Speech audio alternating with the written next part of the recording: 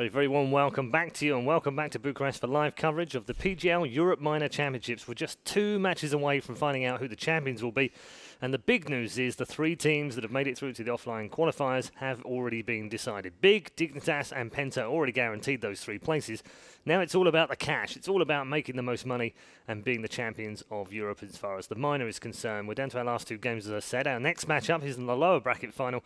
Dignitas having dropped down from the upper bracket. They'll meet Big, who won against Envious earlier this morning. So these 2 match up against each other. We've also changed our desk a little bit. Henry G's back with us as well. Henry? Disappointing for you. I know that you're not necessarily an Envious fan, but you're a fan of good Counter-Strike, good players, and you want to see the best players in the tournament. So I know how disappointed you were yesterday after Envious' performance. I can't even begin to imagine what you're thinking right now. It's just woeful, wasn't it? Yeah. It's like one of the worst performances I've seen from a top team in a very, very long time. You used the word in the commentary of abysmal. Yeah. I mean, that kind of sadly summarises. I'm just wondering what they were thinking today. There was just this lack of any sort of effort strategic-wise. Players weren't turning up. I'm just not sure what they were expecting today. I think they were lucky to get as far in this tournament as they actually did. If you think back to the overpass game against Kingwood as well, they got bailed out with the 1v5 and stuff like that. They probably should have gone out then. They deserved to at least. Yeah, it's very sad. Let's move on to some more positive things. Yes. We now have Big versus Dignitas. Big shown us that they can bounce back. Dignitas have shown us that as well, where they lost one and then they came back and they fixed some things. So these 2 teams feel like they're similar in that respect, in that they're still finding their feet a little bit, but Big have got a bit more experience together. Is that going to be telling? Well, I think especially because this is obviously a rematch of the first round of the upper bracket when we got to the playoff stage. So if you remember how that game went, they had the Mirage game, which was all the overtime. It was like a very, very close game. It was a very tough game. And then the second map was where the guys from Dignitas really pulled away with it. So I actually feel like if Gob B is going to live up to his name as kind of the guy who's like, he is the Godfather, you know, he's the one who has all the plans, who figures out what he's doing. I feel as though adaptation can be the key here, because it's true, Dignitas have done a good job, but I feel like a lot of it's on their end. Like, they've been fixing their team and putting it together.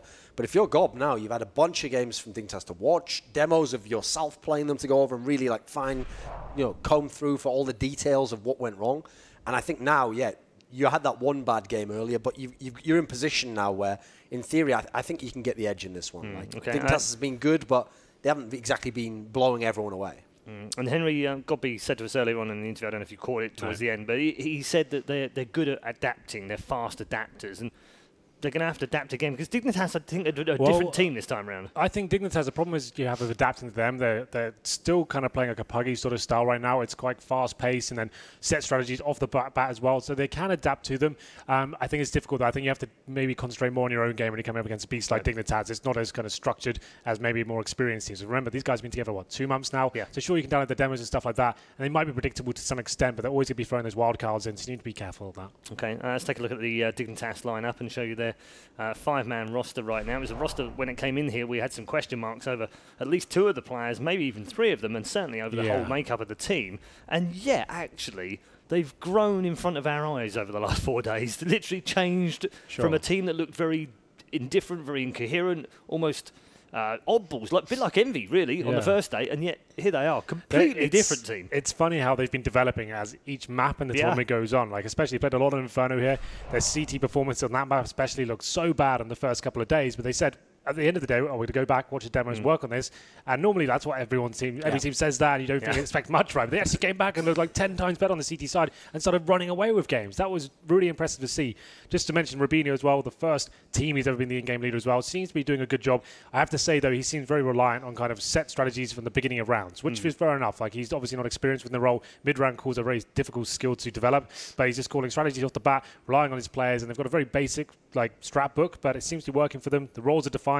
Fox is the main AWP on your screen right now. He seems to be finding some form from about 4 years ago somehow. It looks like he'd be a star player of the team as well. He's probably been the MVP for this team overall throughout the tournament. Yeah, we mentioned it in the last game, Duncan, when we opened the show today. They're also the only team in the tournament that have had an MVP for all 5 players at some point in this tournament, which, again, suggests that all of them are playing particularly well, and you can kind of expect any of them to step up at any time.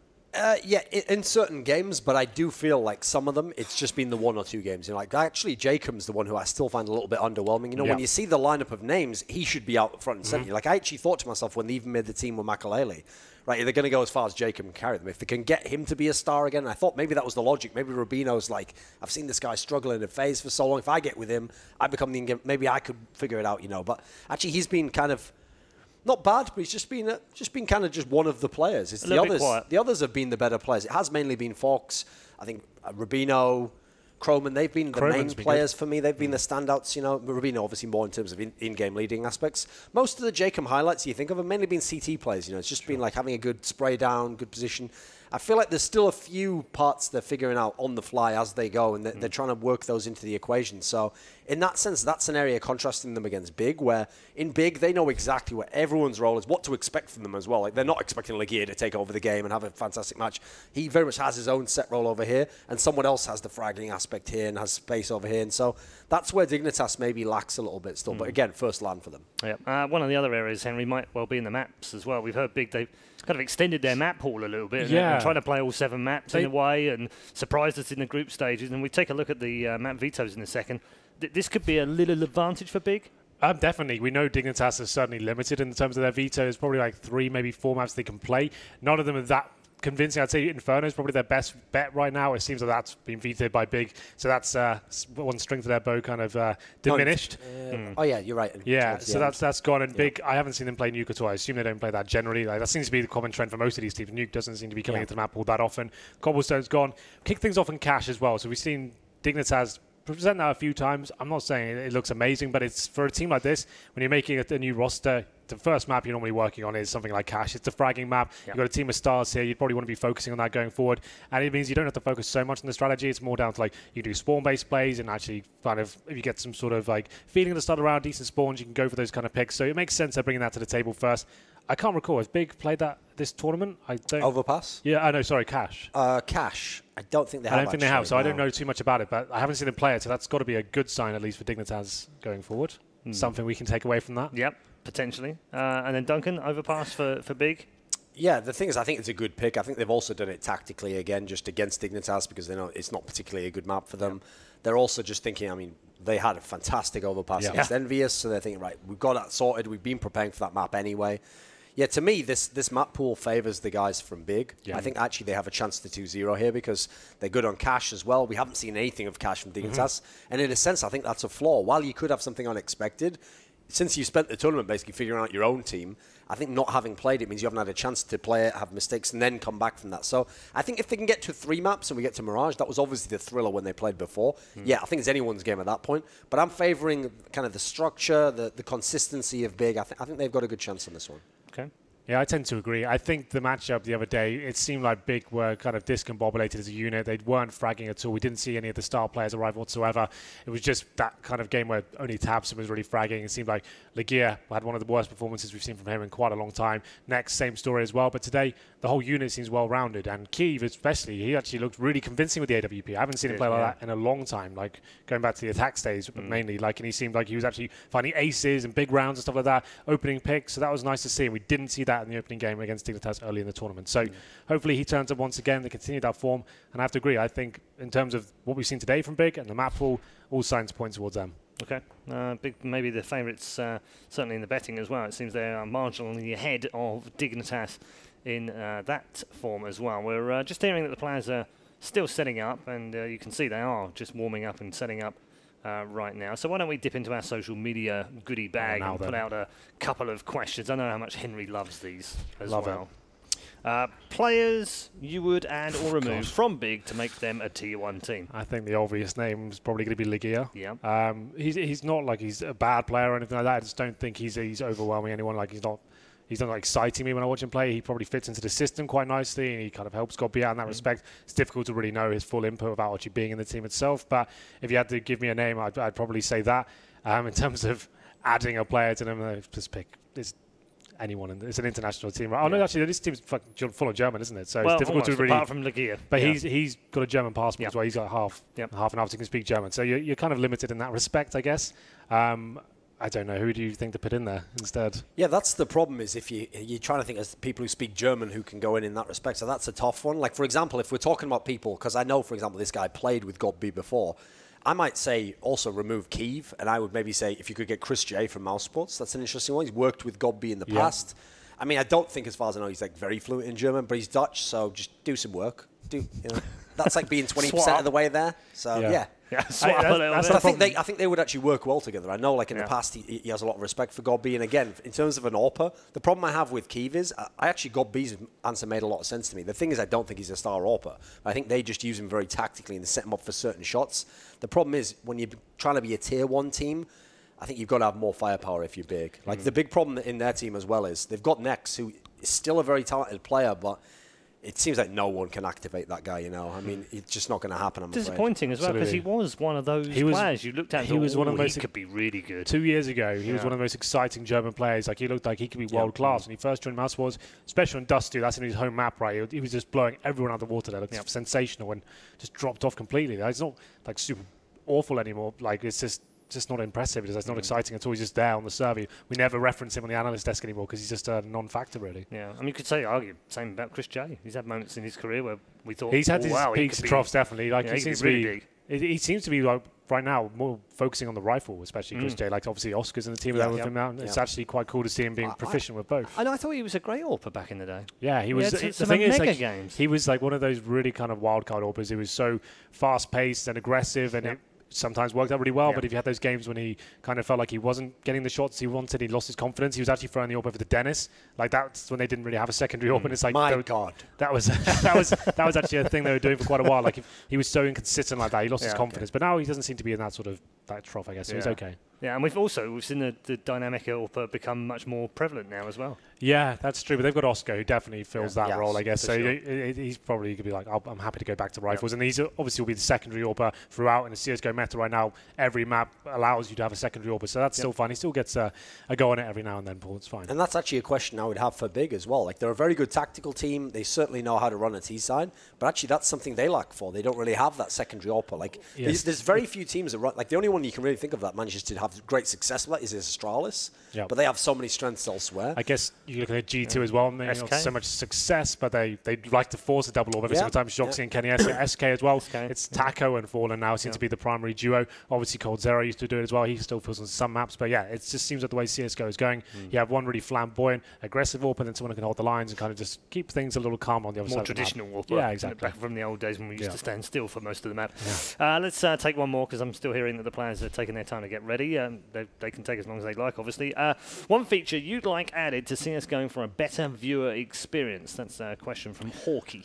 I actually liked the idea you guys had the other day when you did the Twitch broadcast for Pro League, right? Yes. I thought that was quite a cool idea. Like, so basically have a second stream. Not necessarily like a rival stream with another company, but like we'll have our stream, right? Like this, the super serious broadcast, but then there's the PGL, more casual environment where you have other analysts in the sofa, not kind of breaking everything down with structure and everything like that. They're discussing things and not casting it, just watching the game, and we can actually still have that sort of experience. And like maybe if you're like a more hardcore and you want to kind of listen to someone like Yanko talk about the game instead of a play-by-play commentator, that could be quite an interesting idea. I got to give props to Lurpis, you know, because we discussed that in Leipzig.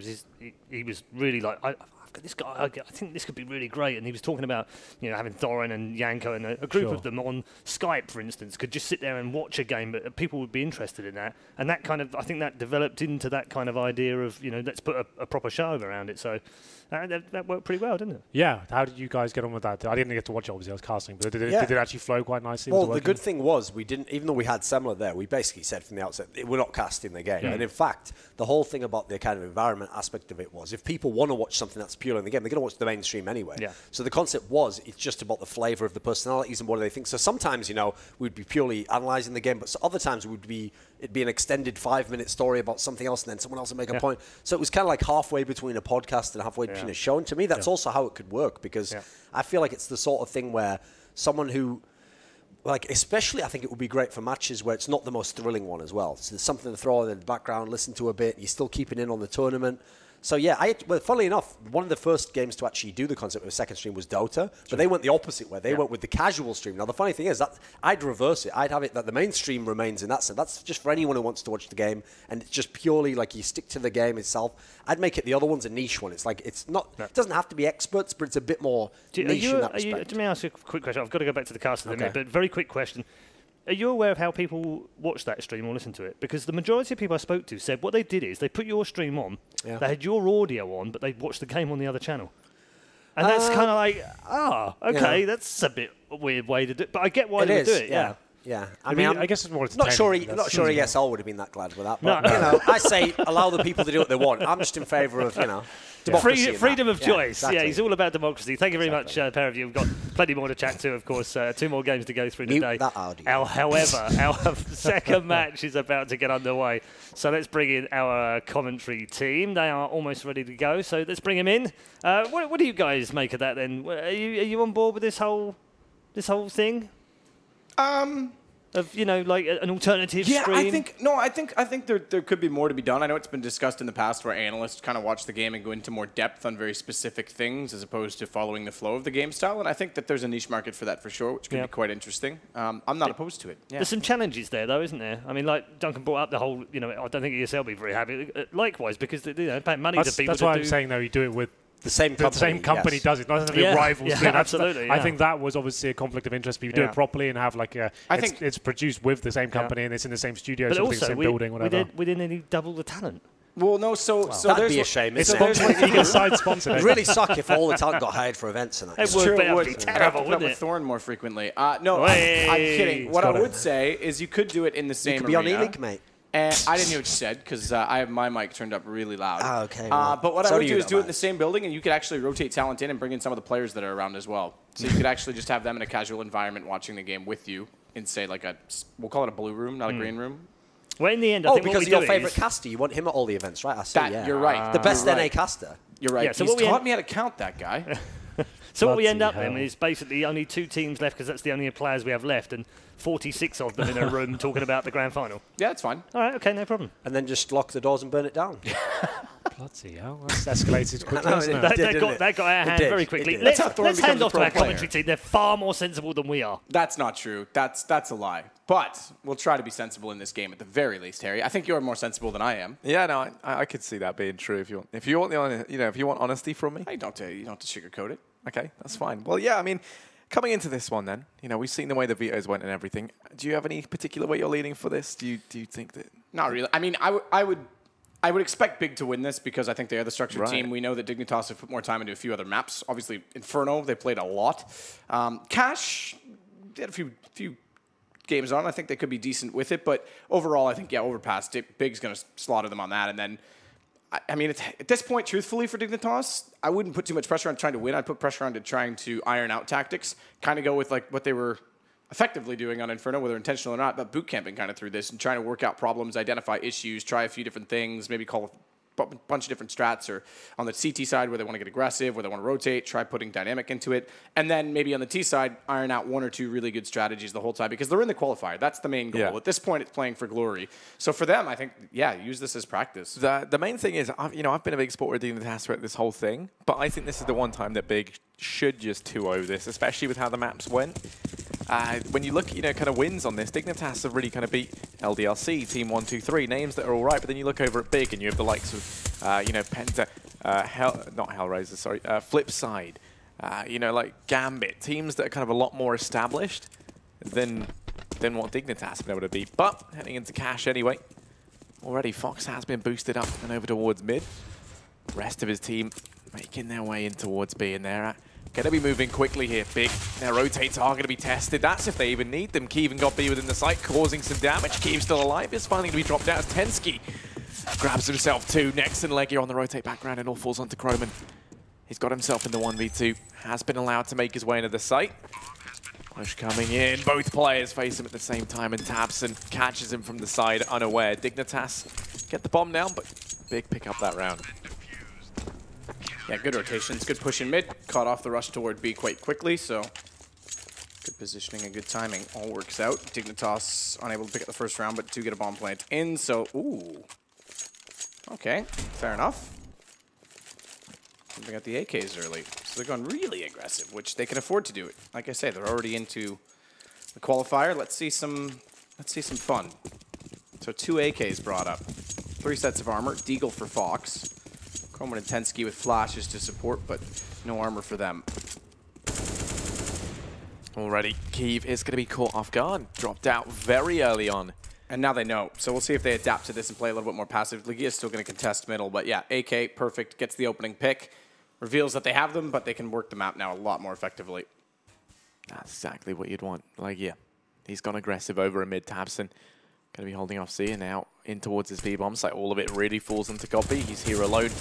Rotate is going to be coming in from Tabson, but he's got to try and fight for his life coming in from behind his leg here. If they can just keep them off the site, he can pounce on him, but pushing up through the smoke. Godby is not ready for this, but he still connects the shot. Godby locking this down now. Legia on that flank strikes, and Dignitas, not only did they denied that bomb plant, they lose the AKs, and it will be 3 players surviving. Big going to get the free upgrades onto those rifles already. Yeah, I mean, fair enough. That's the risk, right? If you can't win out the round and you go for the early buy, you really hinder your economy quite considerably. No bomb plant on that one either. It won't help them moving forward. They're around the 2 grand mark. But they'll get a 3rd round bonus. So interestingly enough, by full saving in this round, aside from Jacob, who goes on to a deagle after getting the kill, they should be okay moving into the next round. They'll pick up the 2900 bomb plant as well. They're even in a position to pick up an AWP if they wanted to on Fox, as he saved up to 2,500. Good start, Legia to take down Tensky. Pretty straightforward. Thanks for the AKs. They definitely, as you mentioned, fortified Big's economy.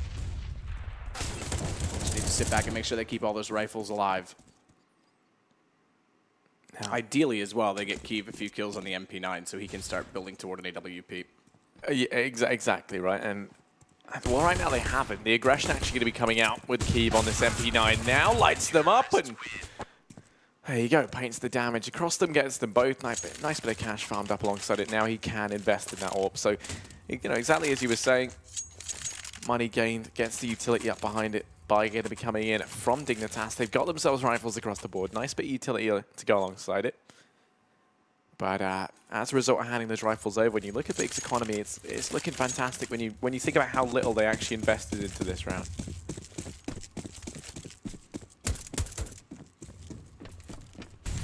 So back to a standard gun round, even with the early buy. Legia is in a great spot as well, carrying a lot of residual cash. So too with Next, but Tensky's the one that starts it off to get Godby down. Smoke off Legia. He's going to continue to contest middle alone. He has Next rotating down highway because they don't want to give up middle after losing the first pick onto Godby. They've got to be very careful not to thin themselves out too much. This is aggressive from Legia, which isn't the worst thing in the world because they have to get the kill back, but he can't afford to overextend too greatly. So good positional control for him at this point. Just sits here, he could find a pick. I don't know if I love the fact that he's going to go hunting beyond here.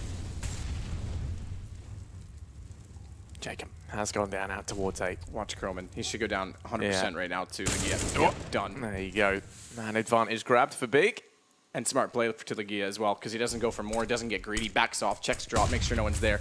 Now the one thing okay, good. I thought he was going to go vent and go to B. I was going to say, I don't love that, because he should have the information with Croman rotating back that they're going to be on A, especially with smokes in, but Tabson and Legia do the job on their own.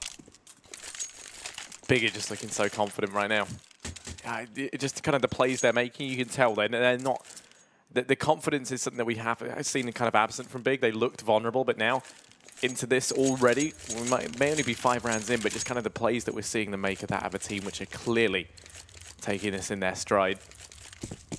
Interesting thing as well is you haven't just been looking at Tabson to be the one to have the high impact. So always a good sign for Dignitas. Not much to take away into this round. Have themselves some deeks. Mostly going to be that deco. Jacob's got himself armor as well. Fox already going to be Molotov's back in mid. Rubino tagged away. Like yet. Debating taking this peek in the nade. Finds a bit more damage. Now this push. Gonna try and come up. Jacob holding the close angle in mid, spots these players out. Legia just gonna be like shooting fish in a barrel as they walk on out of his crosshair, lights them up. Next comes in and takes them all off of him because you can't let Legia get too high up on that scoreboard. Croman, last man alive, it does go down. It's a big 5-0. Perfect start. Dignitas again back onto weapons. Fox goes on to the AWP.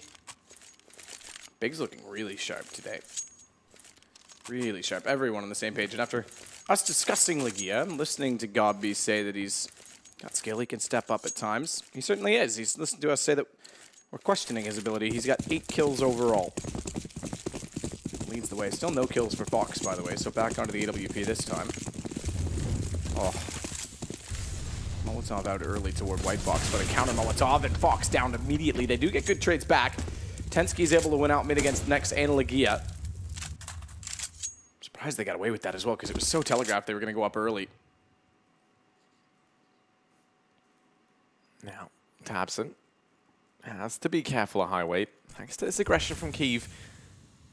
Up into Squeaky, though. They are going to get the information that no one currently resides back on the other side of Boost. Instead, everyone is over towards mid right now. And nade finds some good damage out of Croman from God B, but he has left B unprotected. Rotating on round. Dignitas taking this on very slow. They've got the man advantage. They're going to be careful not to throw that away. And Jacob clearing out these angles in B. Tabson's rotated round over towards Z. They left Kiev out on the A bomb site. Dignitas at this point looking like B is going to be the site in question. Rotating the bomb on round. They're going to look to try and go on in. Tabson can be hot on their heels with this rotate. God B, a lot of pressure on him to try and hold back the tide. And already tagged that extremely low. Chucks out the Molotov, gets himself up on top of those boxes. Looking at the top of the smoke. There's a bit of a gap. Gets himself one, but that is it. It's all on Kiev. 1 versus 3. Molotov there trying to deny the plant. Does miss its mark. So bomb planted in the retake with the AWP. Not looking good. I imagine we're just going to maybe look to see him save a little bit. But now it makes sense for him to stick around and do damage. Absolutely. Yeah. They're going to face a reset of 5 rounds. So every kill that he gets at this point in time, whether it's he or the bomb, beneficial, but I guess not. They want to play the long game, so they're going to take the more disciplined approach. Definitely could have still escaped at this point because they can't afford to hunt either. So I would maybe like to have seen a little bit more aggression from him in this. But either way, better this than just simply go down and do nothing of either. So it's fine to keep the AWP over. Good round from Dignitas. Good refragging in middle. Again, Fox goes down immediately when he goes over the top. But Tensky and Nex able to find response kills. Or rather, on to Nex, I should say, from Tensky. So it was pretty much all done at the start of that. Big getting aggressive, but now they'll buy back in and saving the AWP. They'll have lots of money still. So Jacob this time buys the op and throws it to Fox. Okay, good.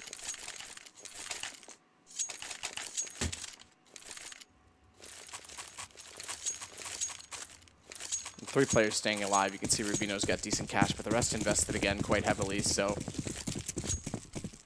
the good news is they have good utility to take advantage of because otherwise Big could play very aggressive and try and cut them off quite easily. They do stack up toward 3 at B, and Tabson does want to take a peek through, but Flash doesn't really come in time, and he hears Tensky, so he backs off of it, but good shot. Kiev started off, watch the door beside him. He's inside of the flames, gets away. If they open to pursue, they end up taking damage for it, but Jacob's got the opener.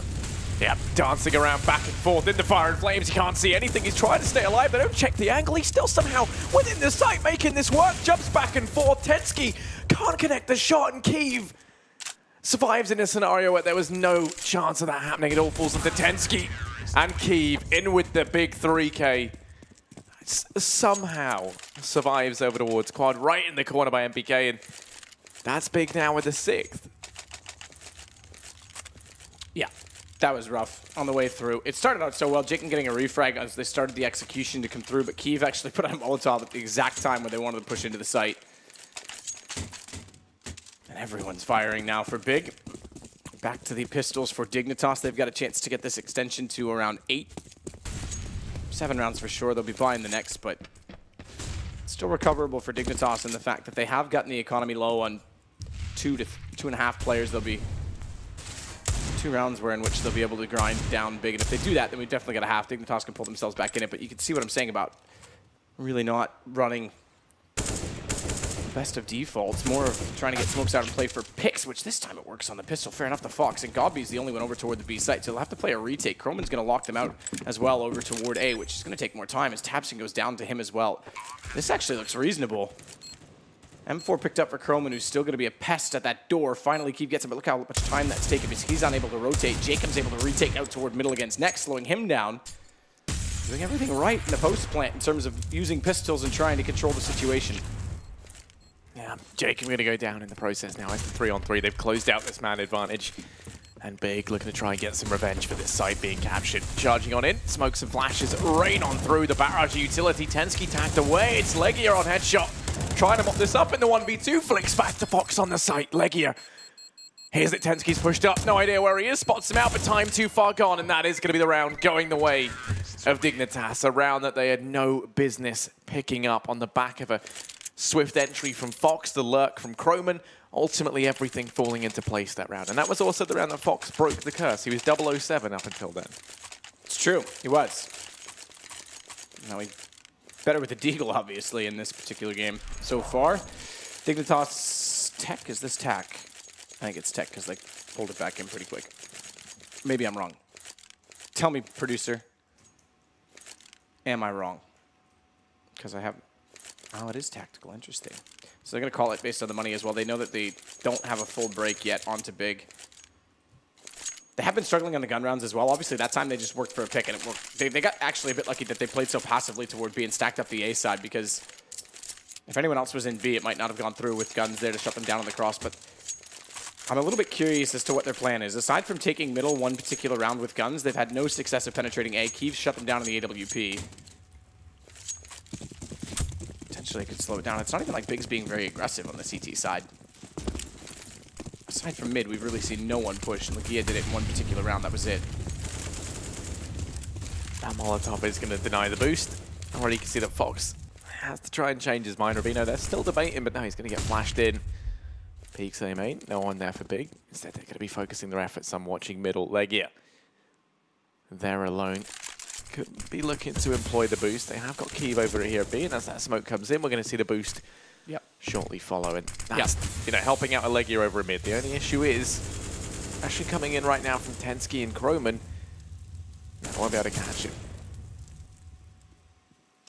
Gobby was inside checker for a while, making sure there was no one at B. As soon as he saw the smoke come down and knew they had the room to move, calls for the boost. He'll leave Keeve down on the AWP behind him, so even if they Molotov him off, Keeve has that angle covered. So it's a reasonable setup. They'll be able to back out of checker as well, because they have Molotov for him and a flash for Keeve that they can control the situation, but they've got to go now. Gobby starts off in mid. He's going to stay inside of the vent. Smoke behind him. Keeve hits a shot on Tensky. This is where Gobby has to be ready. Drops back in. Exactly the call. So as soon as Keeve makes contact, Gobby has to be ready to hold B as well, but Kroman gets behind them. That's the problem in the play. And now, despite being down a man, they can actually get the bomb toward the site. No cross yet. No smokes there to do it, so it's being watched. Yeah, Kroman on the entries has to help out, but no, Jacob faces alone. Going to go down in the process. Flash through. Legia pulls us back. A 2K for him. Doubles down and locks down a 7th for Big there. Yeah, good call by Gobby to control that. The play was right. They got a little bit caught off in the fact that they were inside B deeper, but it goes to show that having the lack of utility on the T side ultimately costs them in the end, because they can't cross over tree cleanly. Just the Molotov there. They're able to spot through it all too easily.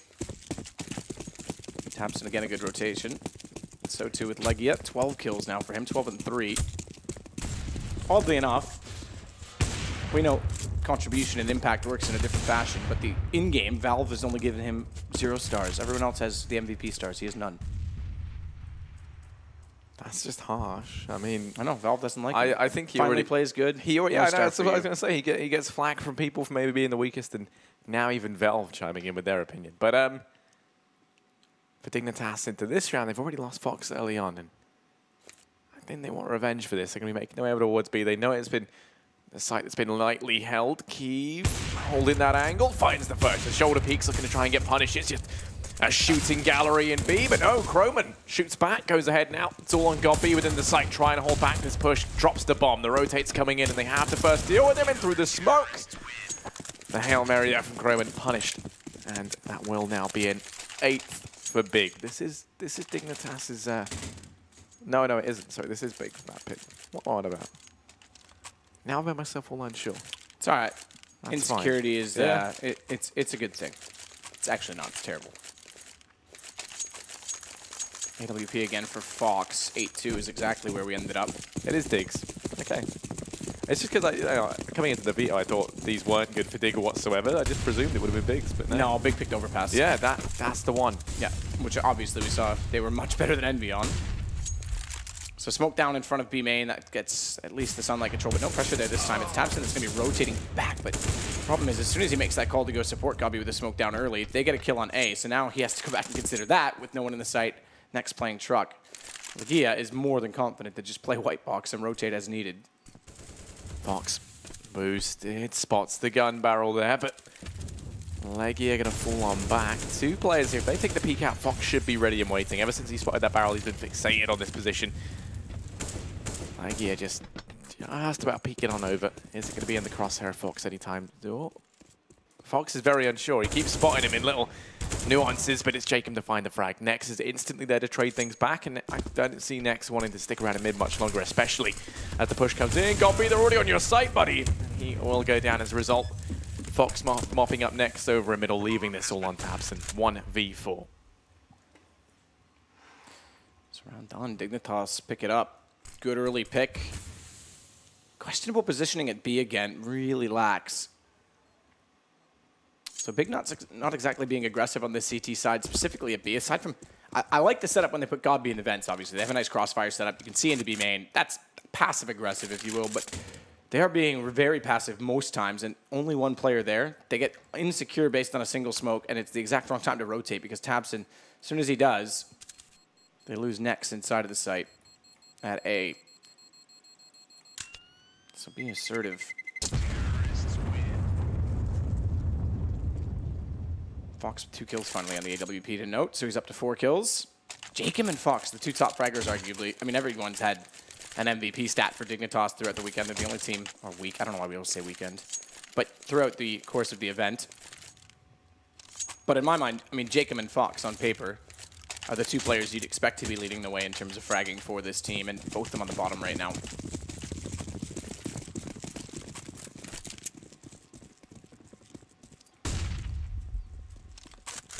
This round, they're going to be boosting up Fox once again. He's going to spot out leg here. Over in middle. A little bit more of a passive hold this time. Keeve still taking this aggression, this time over towards B. Keeps changing up his position, but no impact found. Going to fade away. Spotted out by the first player. Vent's going to be broken. He has got leg here to watch mid.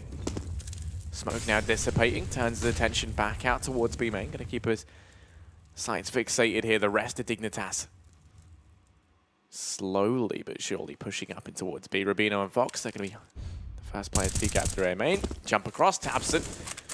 Know where he is in towards the back of the site.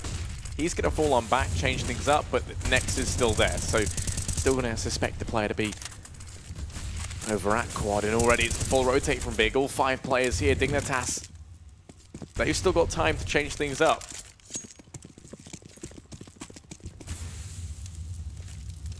Have led over toward A with all the smokes down. They're right in doing so. Legia on highway.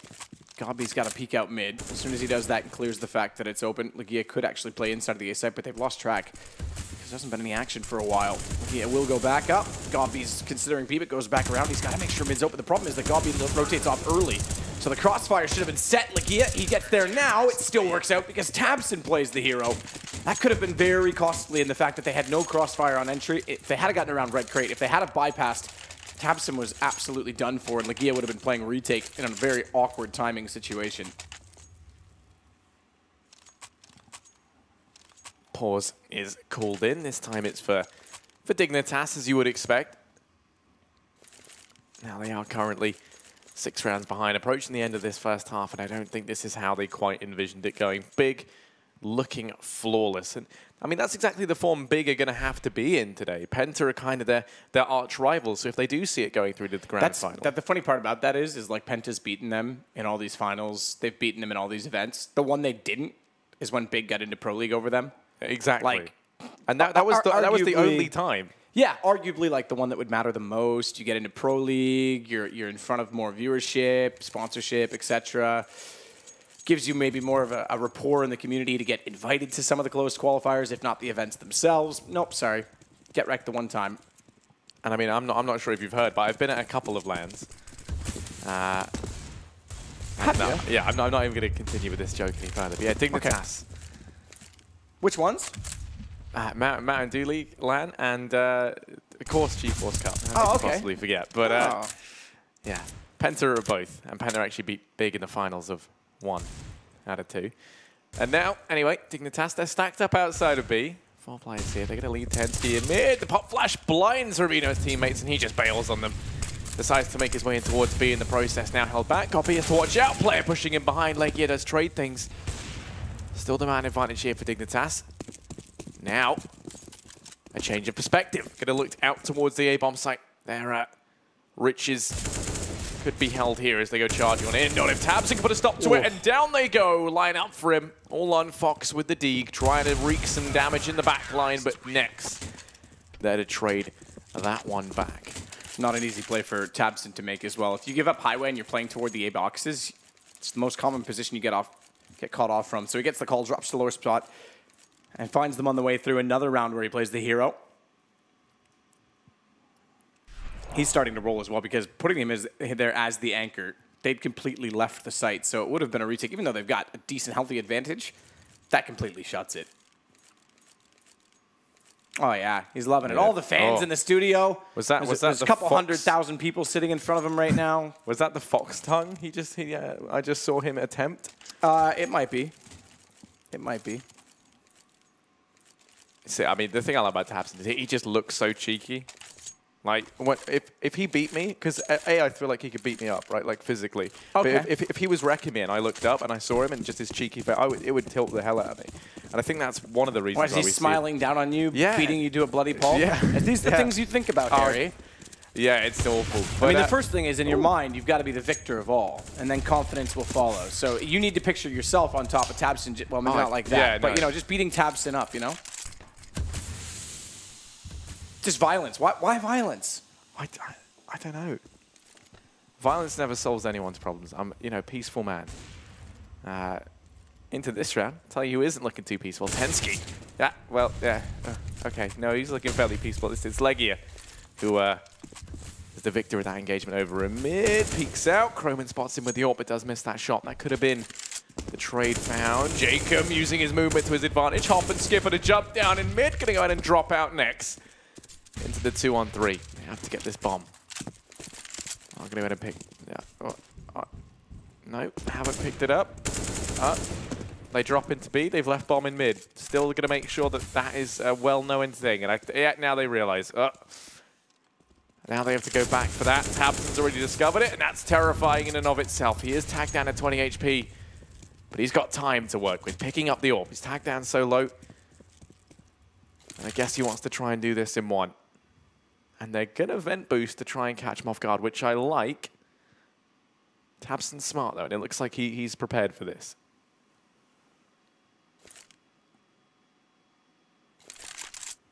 $20 HP. Okay, back around. A WP on a retake situation. Bomb just going to go down now. 8 seconds. Safely planted behind...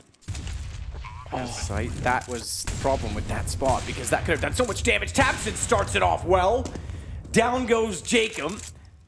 A smart play. He's actually correctly aimed in that position, but he's not in behind the box. Croman, he's coming in front and underneath of heaven and hell. It's going to be tabseN that has to drop in, and this will be an extremely hard shot for him to do. He's gone to the right side of it because if he drops in from here, Croman's got to swing out, but tabseN checks checker, gets around the corner, doesn't see him yet. But as he swings back in, guess who's in front of him? Problem is that tabseN expects him to be playing an angle that ultimately, if he thought about the bomb plant, doesn't make a lot of sense. But chances of him winning that round were pretty slim given the HP. Made it at least interesting for us. Dignitas pick up a much-needed 4th round. And it leaves him in a position to buy for round 15. They're going to go for 5 smokes as well. So maybe they'll start to utilize those smokes and do a full set piece.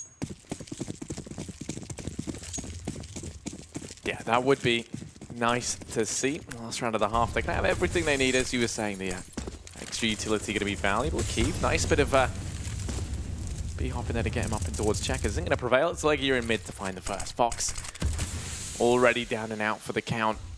The AWP for Dignitas. Going to be biting the dust early on. Tensky waiting in mid. Wants to try and trade this back. The smoke's gone down, and he'll... there's a gap in that. Looking through, finds damage on a Legia, but that is going to be it. And they'd actually back out. Jay can boost it up here. They really want to try and take mid. You can tell, right? They're desperate for it. And Big, they're well aware of this. There's 4 players within mid right now. They're actually going to rotate tabseN back up towards a Legia. Locking this down. They've boosted up God B. Mid is just a kill box right now. And Tensky, he's been tagged down low. Rubino's not looking too great as he makes his way out mid. Caught out in the open, and Big, they are going to win out this half in a big way. 11-4 in their favor as we head into the second half. Yeah, solid half from them again. On, as you say as well, Dignitas' chosen map. They didn't look that impressive, Dignitas. couldn't really get anything going in terms of opening picks. And even when they did, Legia made a really good play the first time they did on round 4 to push up, take over the big garage again, get a kill back. And then every time they looked like they had some map control to work with, they either got shut down by Tabson going nuts inside of A, or didn't have the utility to follow up on it. So the one time they get toward B, they overwhelm God, B, and Kiev, run out of utility, crossover. It was a really economic battle, but then in most rounds, they couldn't even find the picks and couldn't attain that to even get to a set-piece control. So just much control from Big overall in the half that shuts them down. Fox alone at B is pushed aggressively. They're going to be all around him, but he's got the shot to the first 2, which is better than he should have done in that position. Now bomb crossing into the site. Jacob's already going to be rotating in. The rest of the gang, Big better watch out because Dignitas coming up behind. Actually, they're going to go ahead and take the fight to Jacob, who's quickly realizing that this could go horribly wrong. Down he falls, and a good read from Big, but they're going to get caught by the rotating Dignitas. Croman tap it away, gets himself 2, looking for a little bit more. Legia out in the open, eliminated by Rubino, and it was a case of, you know, the hunters becoming the hunted. The 3 of them go gang up on Jacob because he's on his own, and Jacob gets his bigger, you know, large group of friends to go over and just annihilate them there.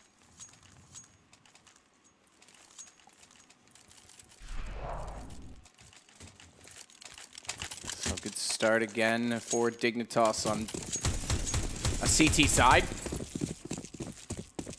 Force Spike comes out with a scout for Legia. No bomb plant as the Dignitas side achieved on their terrorist side. Going for anything more aggressive than that, but we'll see if the scout works. I'm not a fan of it anymore. It doesn't have its same potential with the jump. I like the boost with it. The boost is pretty decent because it's an unexpected angle. Catch anyone off toward the white box. Now they'll go for the more traditional boost so they can see into Z connector and the sandbags as well. Aggressive stance at B as well, expecting perhaps a rush down, and Jacob controlling 2. Tabson still in the vents to watch middle, covers off the drop position from Legia, so they've got control on everywhere around the map just by having that 3 at B with vent control. Round done. Yeah, I mean, Godby just looking to try and make things expensive. Dignitas don't need to lose anyone here in Tensky. Makes himself a nice $1,200 extra there on the back of those frags. That is an 11-6 scoreline now. Dignitas keep 5 players alive. Looking to make even more money here in this 3rd conversion on the anti-eco. Nothing for Big to work with. They brought up a singular flashbang on Key, which to me suggests they're just going to go fast down towards one of these sides. Most likely B, because it's one that you can make work with these pistols. But yeah, looks like I'm wrong. It's going to be fast out towards A. Unconventional, but it does work with the flash. Rubino gets the aggressive play in. So Dignitas are flirting with the aggression on the map, even though it's quite early on still, but this is what I wanted to see from them. As we say, yes, okay, you can play to win the event. Seeding, that's the other thing about this too. Like, not only is everyone qualified, look at Fox's position. Get wrecked, or don't. Seemingly just absorb all of the bullets. Fox knows it. This actually opens up the map at 2. This is suddenly winnable for Big. The scariest thing is that this was just Glocks. Like, they didn't have a P250 on anyone. There was no pistol that's actually meant to be good against these armor players. So lots of damage done. Taps now has himself that UMP. They've got a little bit more utility than they started with. The extra flash, the Molotov, Incendiary. Jacob over in mid. Dropping out Taps, and that's the UMP gone. Just going to be relying on these Glocks. And Jacob here on A on his lonesome. They don't want to rotate Croman off B. They think that these rifles should be up to the task of holding down a site individually, and they shouldn't be wrong. And just time ticking away. Big trying to put doubt into their minds. As Kiev rallies off a shot. He's actually grabbed himself a Famas on the jump across. This is where things could get tricky. Jacob going to be tagged down low. The bomb plant here would be phenomenal. Bomb dropped. Very little time left. The rotate coming in. Croman up towards Truck. Key within the site. Unable to find the first. Croman drops him out there on the rotate on round. And that is Dignitas in with their 7th. But heavy damage sustained. Yeah, a little bit fortunate they go back over toward the A site because that's exactly where Dignitas had their 2 players waiting. If they had to rotate to B, it would have been a much more awkward situation for them. But as the point I was going to make before Fox got into the awkward exchange. Oh, Legia going for the Krieg. Normally we'd say, yeah, you still have to battle through this for seeding, or yeah, okay, the money. Well, the seeding doesn't really matter because Swiss system, the first game you could argue it does, but after that it all levels out. That's the whole point of the Swiss system, is that you have to play teams who have been performing essentially on your level throughout the event.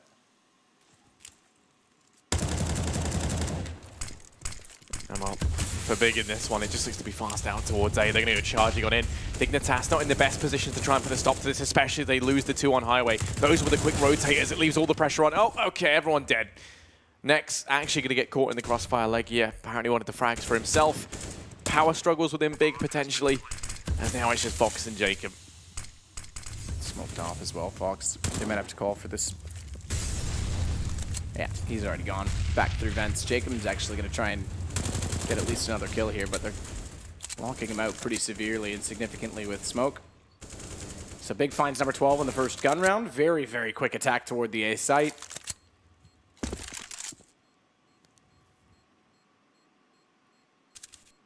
Next, the only one to go down. Now, it's an interesting buy from Legia. It's a gun that we actually see him get a good bit. And I mean, what's your opinion on it? I mean, Magisk Boy picks it up quite a bit as well for North. Right. And he's always saying, like, the first bullet accuracy is essentially 100%. I think it is actually 100% on that gun. And it has no bullet fall off in that sense like the AK does. So he was always trying to say, like, you know, mid-range battles, you know, long dust 2, it's viable, or Mirage, anywhere that's linear, like he thought, oh yeah, it's definitely viable. He's always been arguing it. The thing is, even when Magisk picks it up, I don't really see him do anything with it that justifies that argument. Like, I get it, statistically, sure, but it never really works out, and it's so much more expensive that it's not really worth the investment. So I'm not a fan of it, truthfully. We'll see. This, like, so for example, this is decent range to be using it at, but again, it's expensive, and these guys are all good enough that rifles are just as powerful in most situations, the regular rifles, that is. So Jacob takes him down with an M4, and it's gone. I'm not a fan, truthfully. Well, over in mid, you're right, the SG didn't come into play whatsoever. Instead, it was the AKs. They somehow pulled this back with 3 on. Okay, Fox falls on the flank. Rubino trying to hold up this push through mid. He's done great damage. Got to be able to trade that one out. Falls instantly to Croman into the one-on-one. Croman has bomb. It's all on Keep. Tagged away by the UMP. The aggression going to come out. He's running a little low on ammo, but no, there you go. And I think that sums it up quite well. That gun there, $1,200. Just clutched it out 1v2. The SG, $3 grand. Yeah, I mean, it's a big investment, and I'm not sold on it. Like I say, it's so situational, especially there in mid. Like, that's not even one of the positions that I would have given an example to use it in, because sure, you get slightly close distance if they're in Z connector, but as you saw, Jacob just pushed up, got behind a smoke. At that point, he scoped in. It's kind of awkward. You have to unscope out of it, like flick to the left, changes everything. Jacob's just easily able to spray him down. Changes your whole peripheral senses when you're into that scope as well, because it's not one you commonly use. Pensky getting Legia, but down in middle again. Croman's able to take out Gobby. Not able to do much with the pistols, despite trying to go fast between the vents and B main. Dignitas will find number 9, so looking all right on the CT side. Yeah, this comeback right now from Dignitas, it is fantastic. I mean, something we haven't really actually spoke about that much, because I think it's been happening so... Well, I mean, I was under the impression that Big would just be able to pull this one back, and it's quickly looking like that isn't the case. Dignitas are looking very good on this CT side. They pulled it back from an 11-4 half now to 12-9. 3 rounds away from equalizing this out, potentially. The buy can come in from Big into this round. It's not fantastic. Kiev either goes for the AWP, or he... I was going to say he could like drop for Tabson so he can get a bit more utility, but that doesn't really make too much sense. So yeah, the AWP could be bought up. Very limited in terms of utility there. I mean, next, really the best you're looking at is him getting the AK and armor. Kiev has a singular flash. They've got, what, 4 flashes, 2 smokes between all of them? Oh, put the body wall bang. So close. That needs to be gone. Is that your opinion? I was just going to say that, because FMPO actually put out a tweet. Yeah, I saw that. And a load of people, I mean, the funniest one I think was Bodies. Said, please don't. Well, obviously. Yeah. But, yeah, I think the poll to keep it was higher.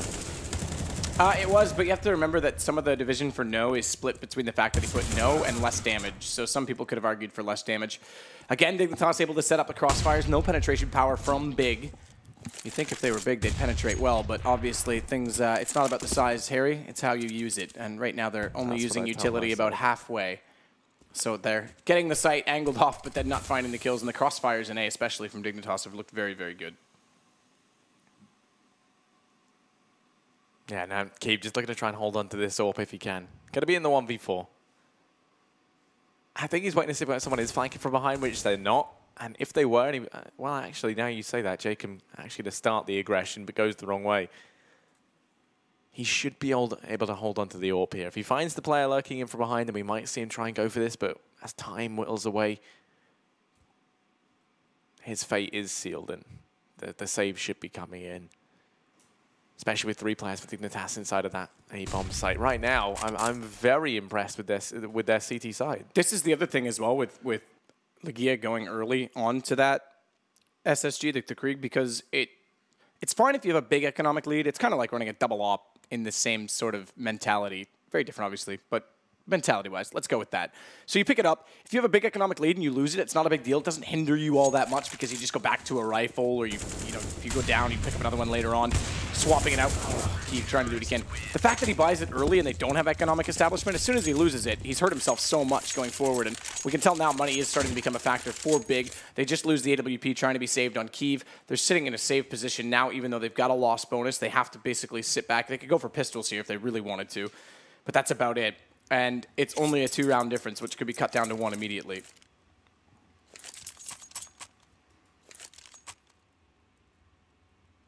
And it should be cut down to 1. I mean, Dignitas are going to be able to pick this one up. At least you'd imagine so. On the Glocks, we saw Big do a decent bit of damage in the previous, but that was it. And that seems to be kind of the reoccurring thing, is that Dignitas is that their CT side seem pretty solid. I mean, sometimes, it takes them a while to figure stuff out. They have a couple of hit-and-miss attempts, and then generally speaking, it all kind of goes okay. Right now, very impressed with what we're seeing. Haven't actually seen them on Cash.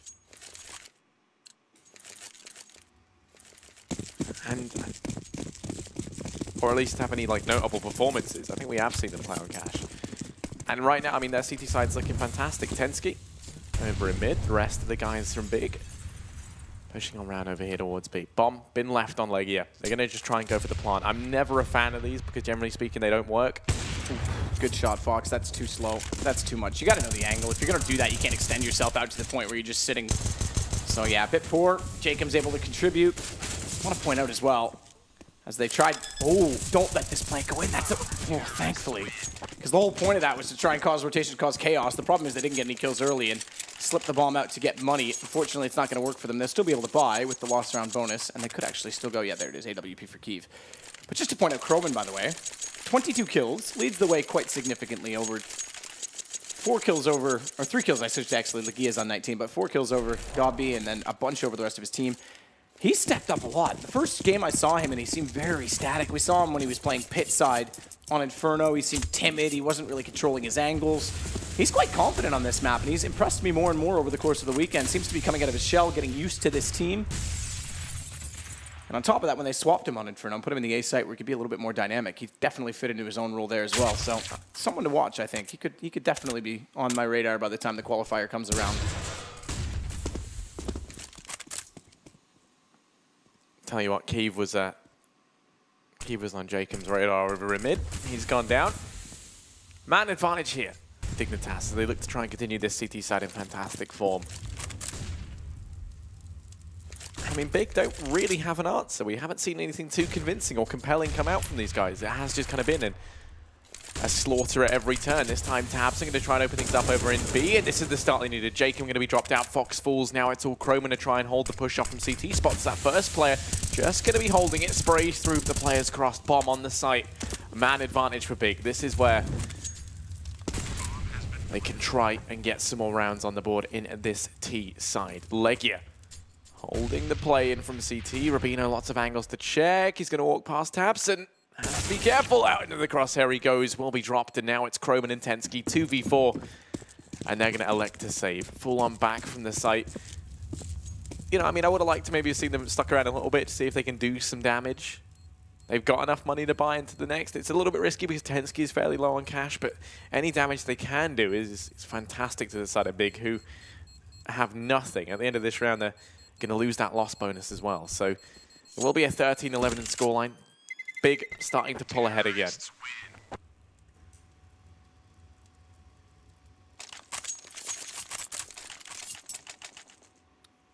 Lots of money, though, obviously, on this CT side, which is now won 4 of the 6 rounds. 4 of the last 6 rounds. Only 2 gun rounds going to Big in this.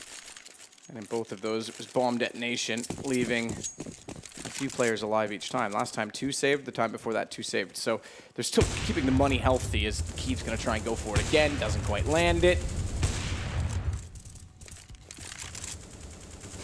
Fox trying to push up with his AWP.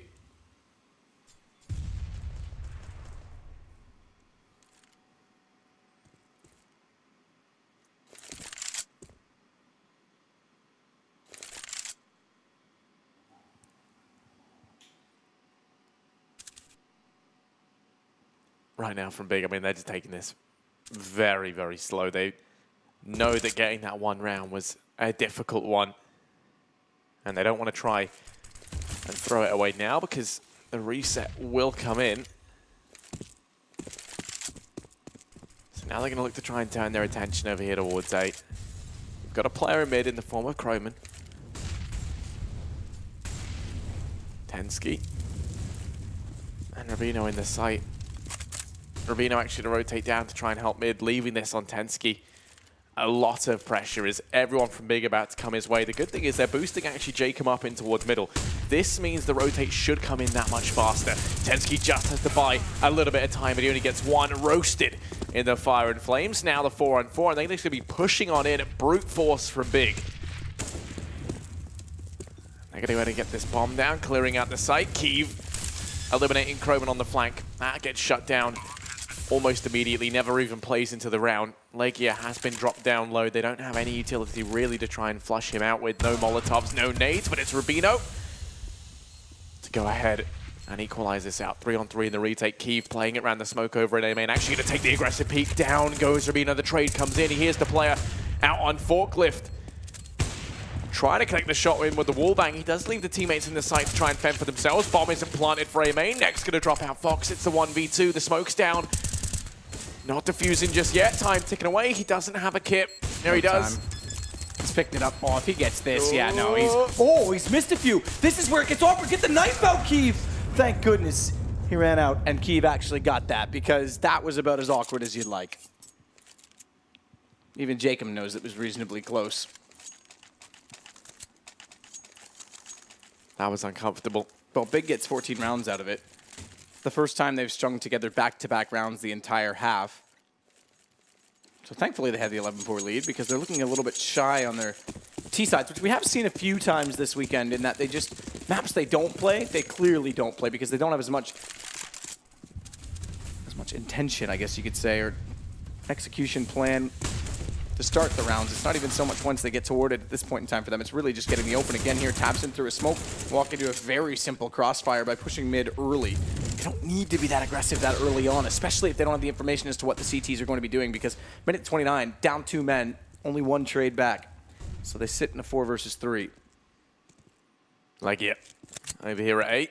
Trying to sneak on by Croman in the site. Spots him out. I'm going to go ahead and take him for free.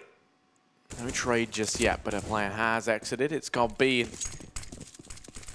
Now that Kiev's here, gonna try and help out. Ooh, if he's waited just a couple of seconds longer, the peak would have come in from Croman. They've actually rotated almost everyone up towards A here. Bit of a gamble, and you can see they've got the 2-man advantage. The player in mid could make all the difference. It's Fox on that AWP.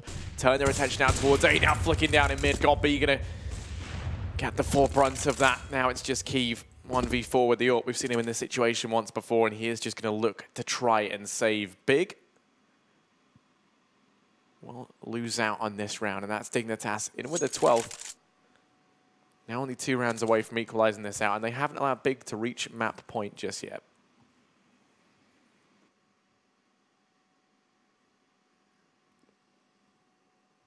Kiev to sit with the AWP and hold it. Bomb down. We'll run out the clock. This all stems back to Big. I mean, they lost this right from the start of the round. As soon as they boost up 2, and don't really do much to control middle afterwards as well. Just kind of threw a Hail Mary at it. The push up, Rubino was already up toward Garage before they were even over the top. Very fast play from both sides, to be fair. But Big needs to really slow this down. Unfortunately, this round they're going to have to because they've got an op to open it for Keeve, and that's it. Another pause called from them, obviously. Now, you know, one of the fun facts about this is I'm fairly sure they're Big and well, yeah, both of them. They're both Big and Dignitas. Two of the teams that made it through to the major qualifier came from the open qualifiers. They weren't part of the invited teams to the closed quals. They just went straight, you know, they actually came through the same process as all the other teams that even tried to compete versus players, you know, just mixed teams, complete no-namers all the way through all that. And now they're here, and they represent the majority in the EU minor, which is pretty cool.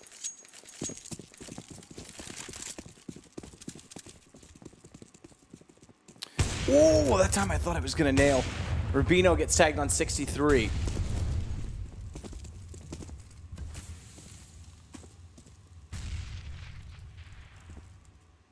Yeah, he's going to be holding mid. Undeterred by the tag. Catalyst AWP up on Keeve. I mean, that's the thing. You jump that now, by the way, rather than get the headshot. It's one way to sustain damage. It's like a mid-pick and B then when you tag them through the door. On Dust 2, sorry. Oh, yeah. Keeve actually being naded back, pushing out in mid. It's got to be. Has to be careful. Both Tensky and Rubino here trying to keep an eye on him. Has find himself trapped over in vent. Smokes it off. Not too sure they're going to believe that he currently resides anyone else other than Ben. Rubino tagged down. Treats back up to A, actually forcing him back into the waiting arms of the players that are here, but Croman and Rubino between them start to lock this one down. Tensky's rotated in to Z, but Nex and got B between them go ahead and find 3 massive frags. This could be the turning point. Bomb goes down on this A-bomb site, and in a round that Big had no business making their way into, they have done. Plant looking now to come on in. Got B still in the back lines in mid. This could work out for Dignitas, though. If they can find him, that's great. If he even gets one, though, he's done enough. Fox eliminates Legia, leaving this all on Nex within the site. If they go quickly now and deal with him, they can just defuse that bomb, and they're going to be pushing on up. But they've got so many angles to check. Nex makes his way to Truck to hold this one off, watching the cross. They suspect it, and Fox going to go ahead and completely annihilate him. God B is too far gone, too far out the sight. The peek coming in from Jacob. He won't be able to do anything about this, and that is Dignitas in with... Oh, he goes down right at the end as well. Looks like he was going to get an M4 out of it, but it just was not meant to be. Big with 14, Dignitas now on 13. So 1 round between them, and money gone again. Big struggling, only getting 3 rounds so far on the T side. Single op set up again for Fox.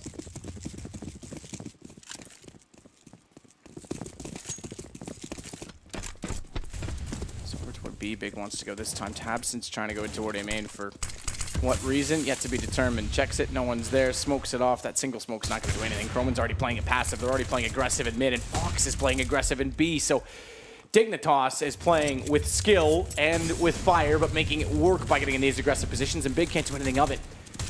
He does get Jacob. I expected him to just turn around and batter them down because now Fox inside of the site's limited with the AWP, but then Tensky inside of the vents. Good call from Dignitas. Again, pressure seeming to be on mid time and time again, and Tabson, that's a bit hopeful to throw a single smoke on A main and expect a reaction out of that, especially when your team's already engaging. No chance they're going to get rotations off of that. But pistol's over and done with. It's back to the guns. Yeah, we're going to be going the full 30. Still potential for overtime right now. All it takes, of course, is one round to win out, one team to win out both of these, and this round actually is pivotal in deciding that. Both teams reset economically if they lose this, so this is easily single-handedly the most important round in this game. Already the aggression from Fox. Look at this. Now this is so risky, but it could work out in a brilliant way. Finds the first, now just has to retreat on back. They're not in position to deal with him, and that was some insane levels of aggression, but it does pay off. Big, they've lost the man early on. No means of trading that out. Yeah, I mean, it is pretty standard that an op will push into A main to try and find an early pick, but for Fox to go that far out of it, find the kill and fall back without a trade, it's getting a bit lackluster from Big to really expect this and then control it. So they have to slow it down. Finally, forced to. Maybe it'll help them because tabseN's already towards Squeaky Door. Fox watching Highway, but Croman's going to peek out. Spot mid for him, but tabseN, because of where Fox is positioned, without the information in mid, is able to open the door with a great shot to find Fox. Now, this means the rotation has to go to Truck, and Rubino's alone in the site. Bomb down. Goes for more. tabseN again, the one to open it. Next, finally arriving from Highway is going to take out Croman. So one misplay from Dignitas and not having information in middle changes their position. And Big's able to capitalize on A, which is, to be fair, where they've been weaker on the defensive side. Big's just not exploited it. Yeah, no idea how Next stayed alive so long. Now it's the 2-on-2 in the retake. tabseN mopping these guys up. Gets himself full 4. Fantastic from him to carry Big on through to map point on Dignitas' map pick. Overtime still very much on the cards. The pull was called in, understandably so. Could be from either team at this point. Look at this from tabseN. Single-handedly, it was him who won Big this round. It was looking like it was going to go the way of Dignitas. Fox, he's devastated. Can't say I blame him, and it was him who got that early pick early on. That was looking like it was Dignitas' round to win, and thanks to the prowess from tabseN, they do go and win that one out. So now the force spike comes in for Dig. Just going to be pistols and armor. That's all they can really afford to get. We might see the, I imagine we'll see an M4 brought up for Croman, maybe the FAMAS for Rubino.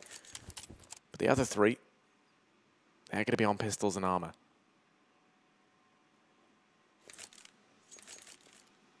And I actually might have got my prediction with this buy spot on.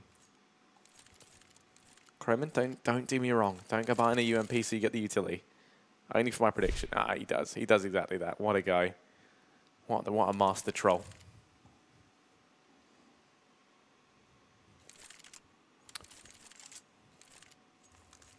So Big get away with it. Picking up that round, they finally get the economy low on Dignitas. If they squeak out this win, I mean, credit to their CT side. Dignitas couldn't get anything rolling, but they've looked equally as bad on their T side in trying to open up sites. But this is it. Do it now, go to overtime. I don't see them winning this game. Dignitas seems to be hitting shots. That'll favor them when they switch back over to the T side. So chance now, capitalize. Rubino only on a FAMAS. SMG for Croman. Hey, retake on A, or is Croman going to rotate back to quad now? It looks like he's going to get a little more aggressive with Rubino, but pushing mid. Watch the CTs underneath of the drop, waiting to strike. That's CZ in Jacob's hands. Could be lethal, but Gobby spots it. Good read, good anticipation. Yeah, now just charging on out through middle. They've opened it up in a big way. They've taken the man advantage. Looking like A is going to be the site in question. Now, there are two players here for Dignitas.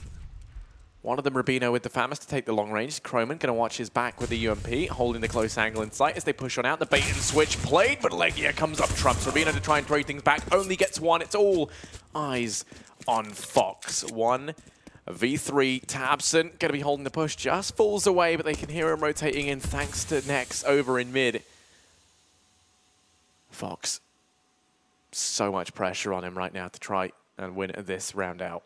Keep Dignitas in this. It's a 1v3. It's a huge thing to ask. Player over in mid. Next going to be sneaking right on by. He picks himself up a UMP. There's actually a FAMAS over on quad, but he elects to stick with the SMG. Could find Next in mid. Big, no idea as to where he is. They haven't even got the bomb to one of the sites yet. Instead, they're trying to hunt him down. Has left them with limited time. If he finds the bomb now, that could have been huge. The players had dropped into B. There would have been no time left. And Dignitas could have potentially seen OT, but instead Big, they go ahead, they close out this first map on Cash. 16-14, just edge out at the end there. And that was the map pick of Dignitas. Yeah, it was the map pick of Dignitas. Their CT side showed us why. They looked a lot more confident, but I have to give credit to Big somewhat. I don't think their T side was very good, but at the end of the half, they did start to look toward A, which is where the weaknesses were. Because they were so strong on B and so aggressive and putting so much pressure and trying to get a third or a second man in toward the... I say third because if they put two in B, they usually have one of the vent, or if they had one of the vent, at least you can kind of rotate back to B quickly. They're putting so much pressure on that side of the map that A typically does get weaker, and they play a retake game. So once they were able to get at least somewhat control of A main consistently and slow it down, find at least a pick, it thinned the defense really quickly, and then Highway became an issue because we saw Tabson save them one round when they got it, but then Fox gets caught out on Highway, they win one of the 3 rounds in a row, they break down the economy, and they're able to close it out. So, yeah, I mean, they did what they had to do. It just took them a while to make the adjustments, but they go up 1 map over Dignitas. Now we head to their map on Overpass. I think they have a really good chance to take this series in 2. Yeah, that was kind of my thoughts from the very beginning. But to get the thoughts of people more qualified, let's head over to Paul over on the desk. Thanks very much, gents. Yes, game 1 in the bag. All 30 rounds done. This time round, it's Big, who seem to have no respect for people's maps whatsoever today. They've damaged Envy on their own map, and now they've done the same thing to Dignitas. We've got Henry G and Thorin to break things down. Thorin, good performance from Big yet again. Yeah, absolutely. I mean, on the CT side of this. They seem to have less respect for the map than Putin. You know, just go where they want, take over. You know, it's ours now. That's good. So, yeah, not bad, was it? I could have gone with another one, but bear in mind where Big's from. I thought no. So I thought better of it, Henry, the obvious ones.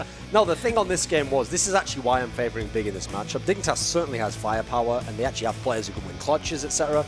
But the difference is, when Big's on that T side, they have the quality that all good tactical teams should have, which is when you need that 1 or 2 rounds, you can grind, you know the sites to hit, and eventually, all going well, you can get it in the end. I mean, actually, Tabs had a fairly quiet game in this one.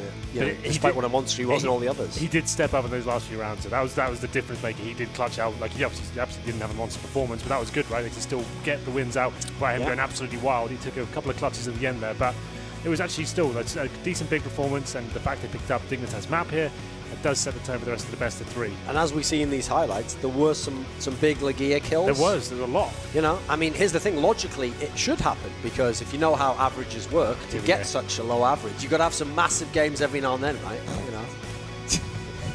So always backhanded, you know that. To be fair, listen, better backhanded than Dahl, mate. That's true. Well, I can't argue with that. But just to be fair to Legia, right? He was playing middle on the CT side. Top pot, obviously, yeah. One of the hardest positions in all of Counter-Strike to play, actually. Famously, a lot of teams can't handle that area, and he was doing very well. He was top fragging for his team. I think he got 18 frags in the first half of the CT side, and they got a massive 11-4 This was outrageous, though, Henry. Yeah. This right here. Watch this. Kiev. Okay, I'm firing. Kiev. Firing. Kiev. Firing. So lucky. Less than a second. Exactly, 0.85 seconds. Less than a second. So the idea was, when you have that sort of situation, right, you go up, you can just get the knife out, you slash in there, so you hit a sound cube, then you right-click, the round's won. The Glock, the least powerful weapon in the entire game, you're going with that, you have no idea who he is. You're spamming the first 10 bullets, you haven't hit him, like, he should have lost that round, very lucky. He didn't fall apart. You get the knife out, he's absolutely fine. But I just wanted to mention Fox as well. I've obviously been a big fan of his all week. He seemed quite poor this side, especially on the T side. You can see his limitations as to, this is one of the maps where you think about the really good openings map. Like, I think Alu's my favourite one on this, watching this one. Didn't see any of those opening picks towards middle. He was getting shut down towards the B storage area quite a lot of the time as well. He was actually going down more often than not. We have had that problem with him. Yes, he's been great for the tournament, but some maps, when they were struggling on the CT side of Inferno, over-aggressive, trying to make the picks happen. Similar story here on Cash as well. So that was a problem. One of the other key things, when you watch them, Duncan, when you see the shots of each of the players, they're all smiling, they're all laughing, they're all having good fun. Seems in stark contrast to almost every team they've played this week. Yeah, exactly. No, that's the good thing is, like, Big, clearly, because they have this is what I always say. Part of being comfortable is like preparation. When you've done the preparation, people know what their jobs are.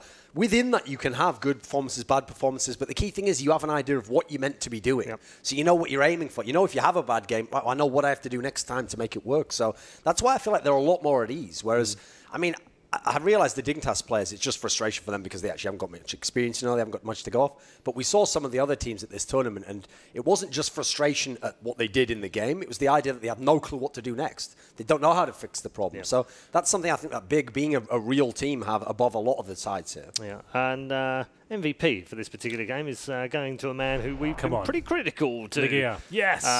We've been very critical on the man Absolutely. throughout the tournament. He hasn't had the best of tournaments. He's been very quiet in what has been a winning team after Justified all. criticism. It's not like we've him. I didn't say it was unjustified, but just making sure that's clear to the viewers at home. You know, he hasn't had a fabulous tournament. He hasn't had a terrible one either. But now, just showing us that he can step up and claim an MVP for him as well. Stellar CT performance. Kind of dropped off on the T side, but stepped up towards the end. But I think that was enough in the end. 11-4 in the first half.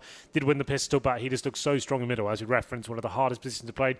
And the fact he gets trade kills, that's the most important thing about middle on Cash, especially. Like, if you're playing as a unit, if your teammate goes down, you need to be facing. You need to be aggressive from sandbags, white box, vent, wherever it may be, getting that frag back and making sure you still have control of the mid area. If you let it go, that's fine, but if you can hold on to it as a CT side, that makes your defense is so strong. strong on both bomb sites. That's great to see. We often say, don't we, on the T-side of Cash, if you can control mid, you can control the game. They couldn't do it. Yeah, no, really good performance from Legija, and of course from Big. They lead 1-0 on their opponent's map. So when they move on, Duncan, it's 2-0 now. It's certainly, I mean, based on the game we saw earlier on Overpass, which you have to take into account, they were playing Envious, who doesn't really play them up. I feel as though, I think that at the moment, what's keeping Dignitas in this game, it's the individual play. They've got some players who have some skill, particularly on CT side, they're pretty good. So I feel as though Big's got, it's in the, the writing's on the wall, as it were. They should be able to take this 2-0. If they don't as well, they've got that third run in reserve. They know they're good on that one. So I feel like even the confidence from Big should be pretty high. Yeah, because that mentally, Henry, is good, isn't it? When you're 1-0 up and then you'll go. The best place you and can now we've be. got the two maps we actually like playing. It's even better, isn't it? The best thing is the fact it's a close game as well. Dignitas are going to be a little bit miffed off. It's their map, and they lost like 16-14 as well. That's the worst possible way to lose. So you're going to be arguing and questioning what actually happened there. That one round, that one clutch will be sticking out in your mind, right? And going on to Overpass as well. We've seen Dignitas play against Penta. It's a decent game, to be fair, 16-13, so they can play the map, but I think Duncan's right. They relied too heavily on the individuals. It doesn't seem to be as strong today as it was yesterday. They seemed like everyone was kind of having great performances, and we don't really seem to be, at least so far, finding that. So it's definitely looking favourable towards Big at the moment. Yeah, they also played very well on Overpass in the last couple of games. Exactly, as well, so they look fantastic. Well, okay, it could be dodgy for them. Players obviously on a break right now. We'll let them get back to their chairs and hopefully their stable desks and get into Game 2 very shortly. Until then, let's go back to our social media Reddit thread and take out a couple of questions from there. The next one is... do you think mixed teams such as FaZe will be the future of CSGO? It's just necessity right now, I think, for a lot of players. You've got established teams within each nation. Obviously, you've got the two main French teams, the three Danish teams and stuff like that. If you've got anyone who's on the outskirts of those teams, you kind of really have to learn English and just kind of scrap together what you can. And that's how these teams, like originally the FaZe project was Kingwin. Originally, that was just like the kind of players that were kind of obscurity, didn't really have anywhere to go, kind of brought it together. And it was really disappointing to begin with, actually, believe it or not. It's the first time it was ever kind of experimented. I think it was DreamHack Valencia, if I'm not mistaken. That was the first time they went to an event. Legia was actually the coach, funny enough, for that team. And it was like Scream, Jacob, that Swedish guy, I can never pronounce his name. Yeah, that's it. Yeah. Nice job. Those kind of guys. And they had like a couple of good maps. I think there was famously they 16-0'd VP at that event. But then after that, like they just always were really good in the group stages, never did anything in playoffs, and they kept a revolving door until they found the lineup they have right now. So people seem to forget that project was really unsuccessful up until like the last 6 months, until they actually started getting some results. Nico, Joe, Carrigan obviously fixing things. So yes, they can definitely work, but the recipe is so hard to get right. You don't really know until you've actually been to a few top tier events. At Dignitas, it looks pretty good right now, but this is a minor, right? Like, this is very difficult to gauge how good they're going to be if they do make it to the major, for example. But we've also got Penta here as well. Yeah, that's also an international mix. Again, minor, right? We don't know how they're going to fare against actual top-tier opposition. They've got some great skilled players, right? But you're playing against teams that have been together for 2-3 months, right? This is all a lot of the teams at this event. They need to be tested properly, I think. They've had some great results. But yeah, these are... But we're starting to see it, is my point, isn't it? Exactly. It's starting to branch Absolutely. out, And I don't think it's the future. I don't think it's like, oh, you have to do this to be good. I think the best teams in the world will always probably be the likes of the 5 nations, the 5 players from the same nation together, but it's definitely viable. Okay, as a British player, former British player, British cast, no, I'm going there down this road. You will know, you will understand it better than anyone else. If we only have 1 or 2 really good players in the country and all they keep doing is playing with the same lineups time and time again and rejuvenating, we're never going to get anywhere, right? So Alex, for instance, out at LDLC is slightly different because he has spent a lot of time in France, but the 2 guys out at Complexity, for instance, both British, in the North American line, is that what we're going to have to see from countries like the UK who've fallen behind? People like Finland, for instance, with Sonny moving out. Now suddenly he's a star player. Finland's a perfect example, I think, because you've got great players out of Alu. He's in FaZe, right? Sonny, he's going into Penta. They have to. If they made a Finnish team, Alu wasn't a Finnish team for ENT, right? And it was an absolute abomination. Like, it was awful. Like, that was the 5 best players they had. Their CS scene is more toxic than ours, which I find supremely hard. Well, the funny believe. thing is, after this tournament right now, if I'm some of those guys in iGame, I realise they actually are really giving it a go. They're living in a team house, etc. But like, they've had all those things going for them, their friends, all the rest of it, but they haven't made it. So if I'm them, if I'm like Juho or something, I'm like, hey, you know what? I've been in a few teams now. Hey, maybe I take an offer from a team that's an international team, it's got some experienced players, but they need some skill. I'd be looking at these as real career options. And obviously, like a classic example as well that everyone forgets is who was Mixwell before he went over to Optic. He was stuck in the Spanish scene, which is non-existent. Yeah, I think the headline is you have to judge each case on its merits. where country you're from and stuff like that. If you're someone from Spain or Finland or the UK, then yes, if you're an amazing player and you think you have the potential, I think you have to take that leap. You can't just be stubborn and be stuck in your own pool. But if you're someone with Denmark with an amazing amount of pool of talent, right, and upcoming players all the time, then maybe that's going to be more successful for you. But hopefully, obviously, we didn't really answer that question. But it's like we kind of dissected the different options and stuff, right? I'll put an extra question to you, Duncan, because I know that you're familiar with the scene as well. But why is it that we see that in Dota so much? Because it does have international teams throughout the entire Tier 1 system. My basic theory on that, because I know I've thought about it a lot in League of Legends as well, where again you don't get teams from one country, is that it's a different type of communication. And so what you have in those games, I've found, is it's kind of like you're playing off each other in a more of a free-form manner as the game progresses, because no game's exactly the same. Like, you can't prepare for what's going to happen at 13 minutes because you don't know what small things are going to happen to you and the opponent, whereas in Counter-Strike, it's a lot of set plays. Like, when you're playing in a site, it's a lot of, like, shorthand communication of, like, what you're going to do here, and then he knows what to do because you practice that scenario 30 times. So that's why I can understand why. I always say it's not just a language issue, it's the cultural aspect as well. You want people who are of a similar mind or similar temperament. Like in Swedish teams, they can all speak English, but you throw in simple into those teams, you'll destroy the team in a day, you know. They're more of a laid-back approach. The problem-solving way is very different, you know. So I feel like in those other games, part of the reason I think they went to that approach is they did want to get more of the skill into the lineup in that sense. But I also feel like the communication is a bit different. You know, I think it's not quite the exact same scenario. So maybe we won't see many more coming into CSGO. We're going to get ready for our second game here. Big, of course, have been on form all day. They've won 3 maps on the trot. Can they make it 4 in a row and make it to the grand final here at the EU Minor? Let's find out as we head back to our commentary team for game number 2.